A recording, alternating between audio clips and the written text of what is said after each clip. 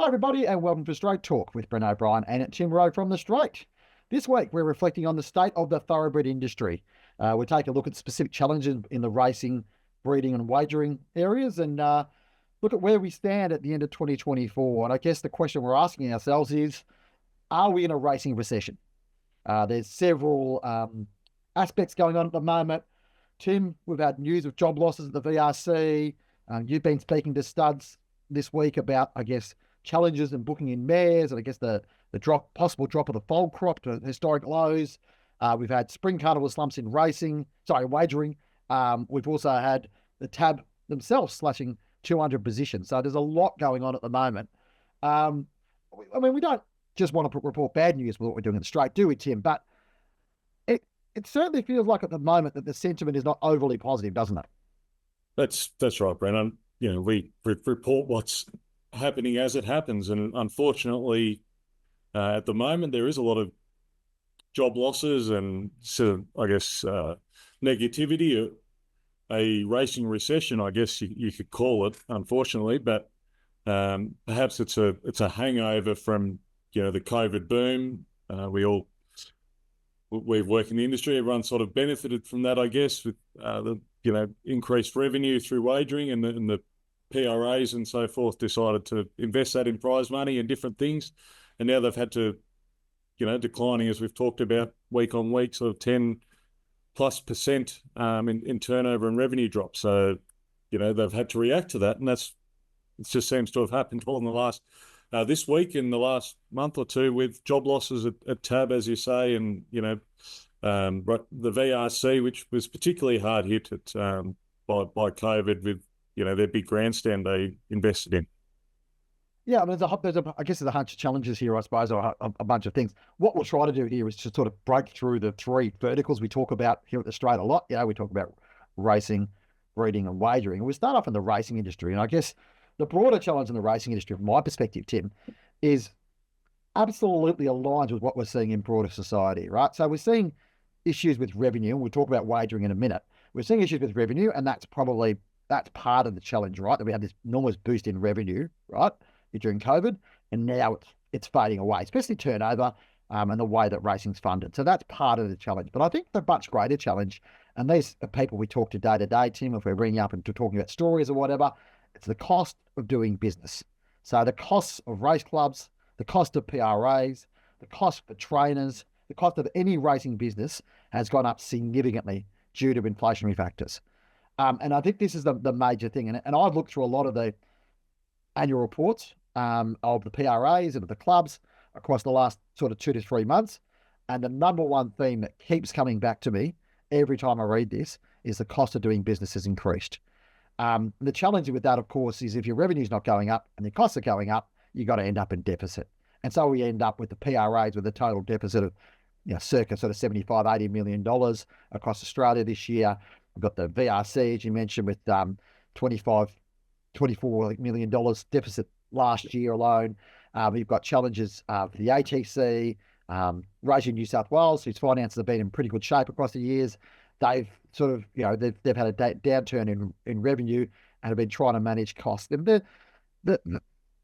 the challenge is, how do you manage those costs, given that it's gone up across the board? Now, there is an argument to be made, which is an absolutely reasonable argument, that some of these racing bodies probably got a bit bloated during COVID in terms of the resourcing. They employed a lot of people, they kept on growing, all those sorts of things. And look, that's probably an argument to be made in the case of the VRC, where they just had too many executives. They've got 250 odd staff at the VRC, and do they need that many? Well, clearly the new CEO has come in, Kylie Rogers, and said, yeah, probably not. We've got 40 jobs have probably gone this week, which is significant. So trying to address that cost base is a real challenge. Racing Victoria, we've seen this week with the media business, racing.com, they've got rid of a couple of key executives in the sort of medium term, and restructuring that business in order to minimise cost. It's just a reality of it, isn't it, Tim? And you talk to trainers probably more than I do, but trainers are facing this headache every day. And then that's flowing on through to owners who are having pay, not extortion, but significant. It's expensive to own a horse. Yeah. It's very expensive to own a horse at the moment. And so you've got to wonder how sustainable that is, because then that flows back into the fact that suddenly if someone's got to pay extra money on their mortgage, or they've got other things, prices that are going up across the board, the discretionary income around spending on horse ownership declines as well. So it's almost like a circle effect around racing that it makes it very, there's some reckoning to be done here about the cost of the business. Yeah, there is, and we touch on the trainers, I guess. If you do have the mortgage or school fees and everything else, probably the first thing to go is your discretionary spending, which is race horses and bad debts, as we've sort of seen with a lot of trainers, is really hurting them. And if you're not getting their bills are still coming in, they've got to pay their suppliers, their farriers, their feed suppliers, their staff, superannuation, all those different things. But if the owners aren't paying for their horses, or they're paying, instead of paying on time, they're paying 60 and 90 days, it really starts to hurt those trainers, particularly, well, across the board, but particularly those ones that are working to find margins to try to compete with the big stables. And, we've seen that Anthony Cummings is probably not the prototype case, but he's obviously been in the news lately with his business going to administration. But we certainly know of other trainers that are, perhaps possibly trading insolvent, or could go into insolvency. So, and they won't be the last, unfortunately. I guess there's a contraction of the industry across the board, including the number of trainers and breeders and so forth. Yeah, and the broader challenges around that are that it raises questions about prize money.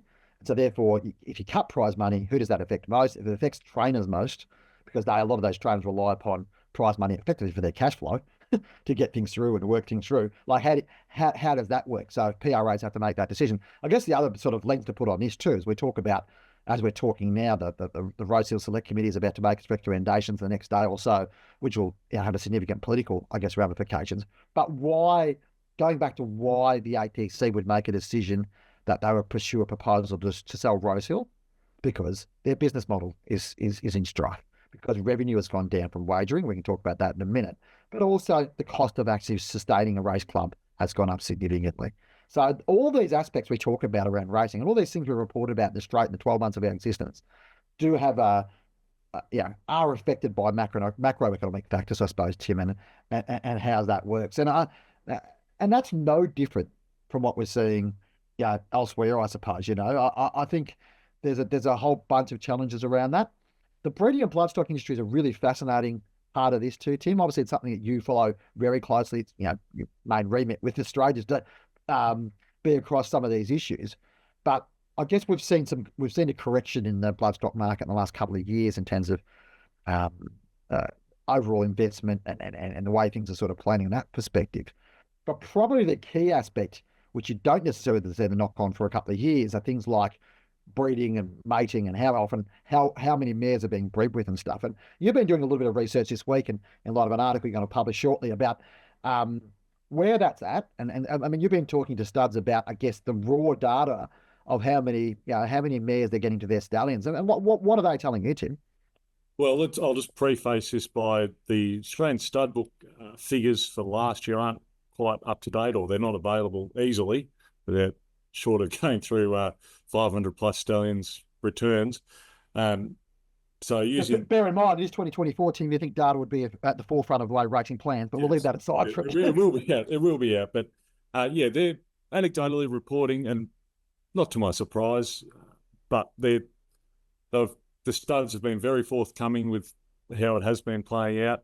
And Widden, for instance, said they operate in Victoria and New South Wales. They've got a big roster, obviously led by Zoostar. Their matings are down 10 to 12%. Another leading farm suggested their matings are down 8%. And it's the word polarising got used by multiple people, where the top stallions, it's either this has been going on for years commercially, where you either support the first season stallion because those yearlings seem to sell well.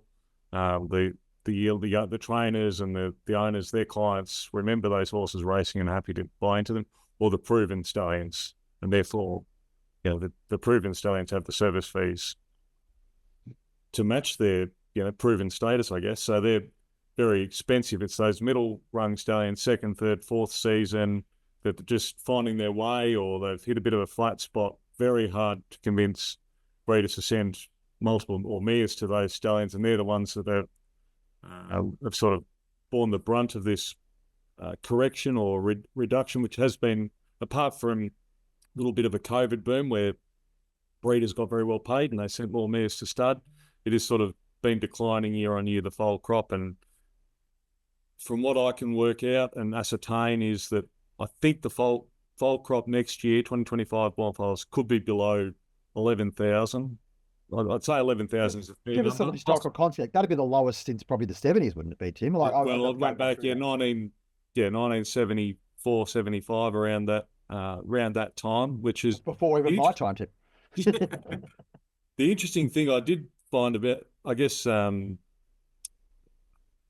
relates to, I guess, horse husbandry, veterinary science and different things, is back when sort of 10,500, 11,000 foals were being born in the mid-70s, only 40% of mares that were served would actually produce a foal. Now it's consistently, looking at the stud book, certainly over the last 5 years, is around 65%. Obviously, some mares, they just don't get in foal for whatever reason, or they unfortunately slip the foal, or the foal's born dead.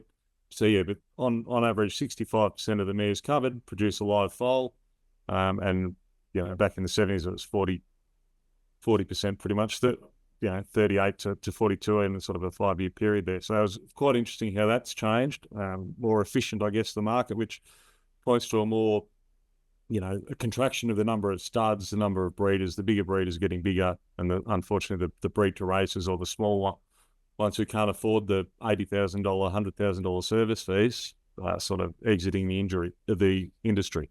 Yeah, and I think that probably reflects that sort of, I guess, polarized nature of the industry, where you have the top ends doing okay, or the top ends still doing quite well, and the middle to bottom end sort of fading away. That reflects what we're seeing in the yielding markets, and probably the bears markets as well too, isn't it, Tim? Like, it's a very polarized market in the yielding space at the moment, where the number of $1 million yielding continues to be sustainable, sustained at a high level, but the amount of horses being sold overall is dropping off. And I guess the question is, what's the end game of that? I suppose, Tim. Where do we end up? Do we end up in a situation? And as I said, it's not like, I guess, if it's investment, it's different, because you've got the money this year and you spend it next year, does it really matter? But physically breeding a horse takes 12 months.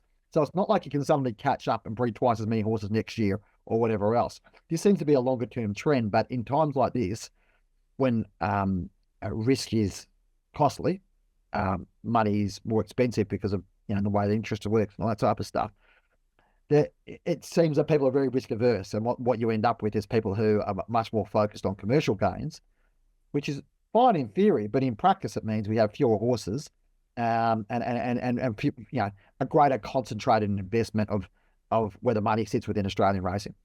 It's not dissimilar to the share market. People that are investing in the share market, when the market's going down, people see value, and those who have got the capital to invest this year will possibly do very well, because these foals won't be sold as yearlings until 2027. So the market could be very different by then.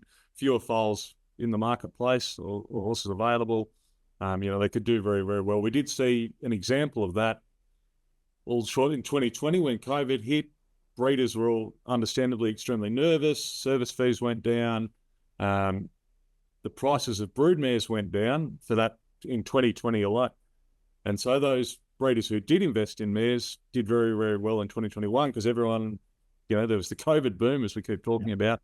The value of their bloodstock went up considerably, even if those horses' pedigrees hadn't improved or done anything. They just went up naturally, and they did very, very well. So that could be the case here, but it's hard for those smaller breeders to keep putting in, service fees if they've done it hard this year and, just broken even or possibly lost money.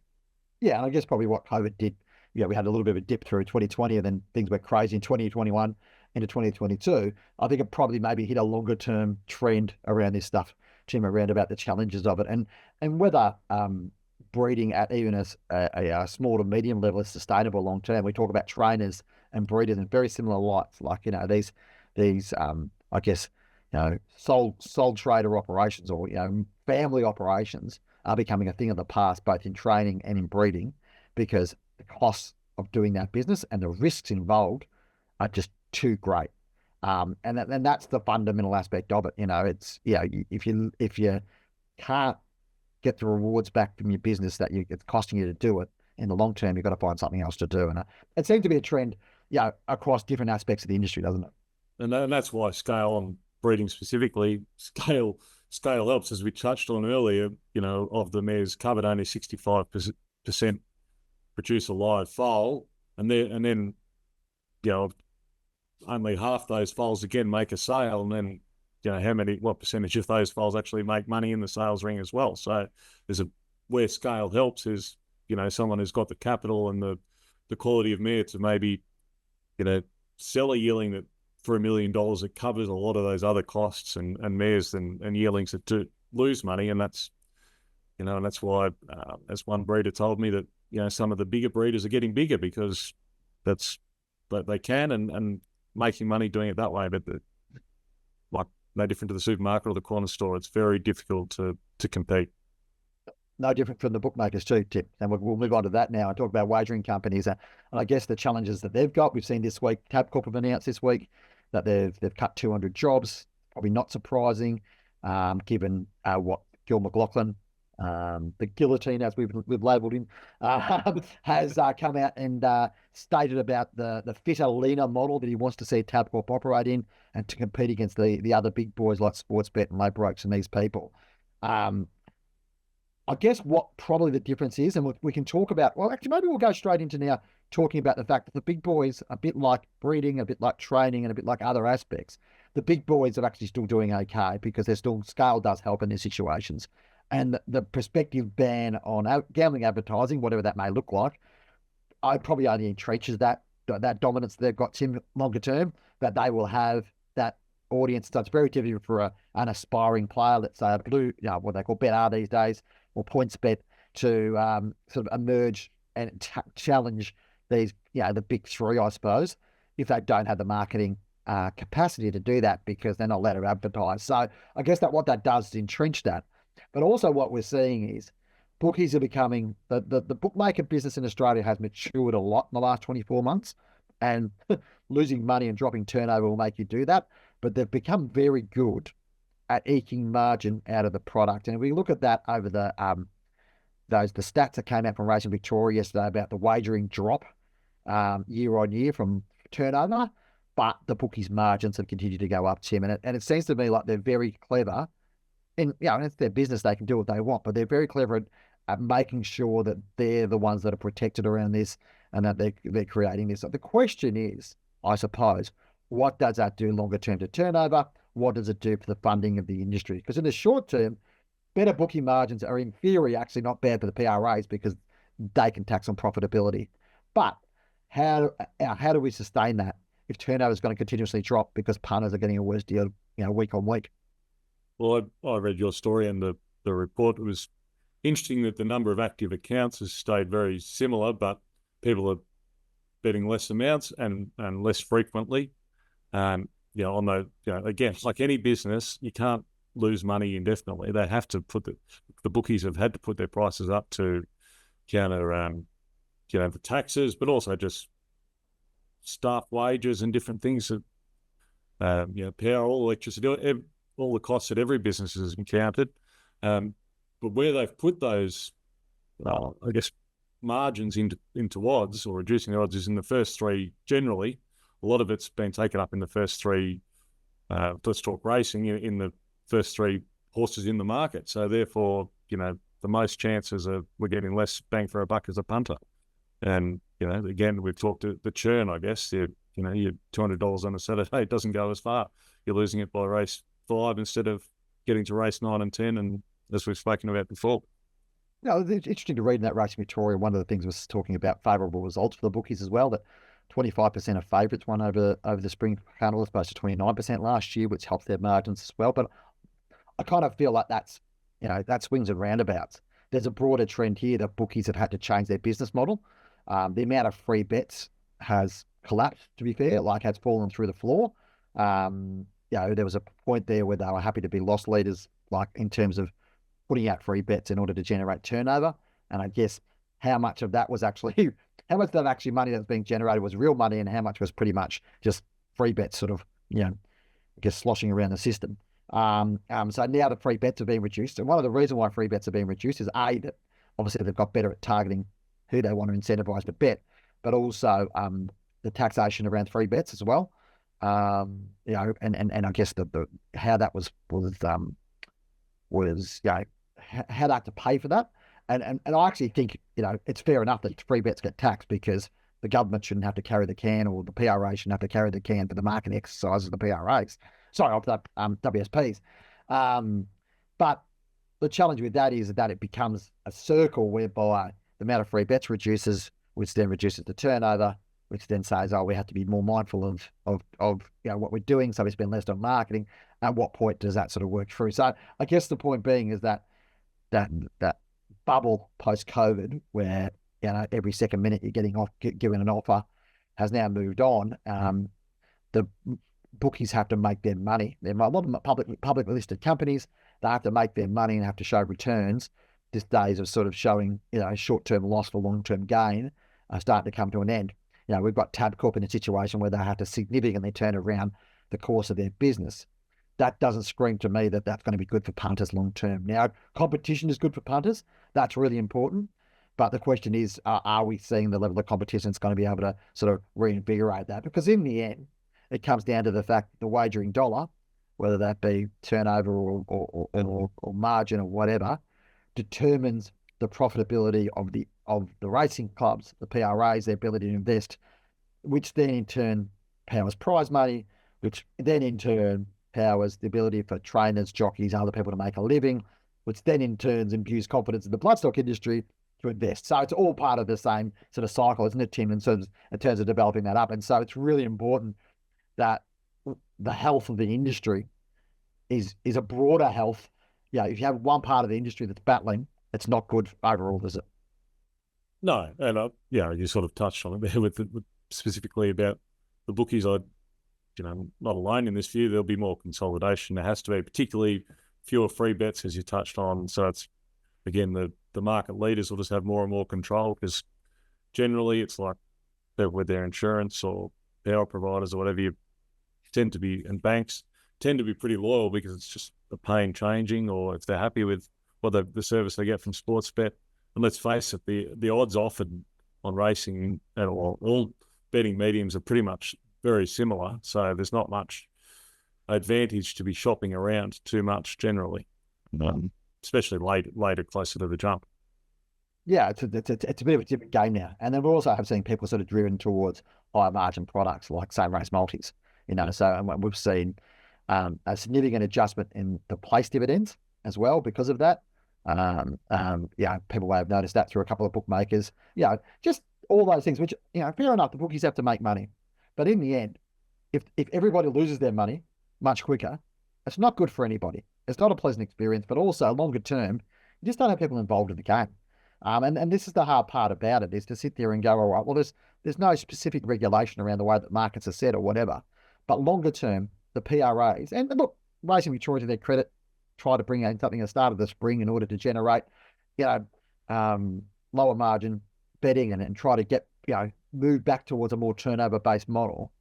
But kind of feel that regardless of what's happened and all the macroeconomic stuff we've talked about in the last 15 minutes, Tim, if they don't get this aspect right, which is the funding of racing through wagering, then nothing else matters. We're seeing in the UK at the moment, there's a real reckoning coming in the UK around about the drop in wagering and what's going on and how that's going to fund racing.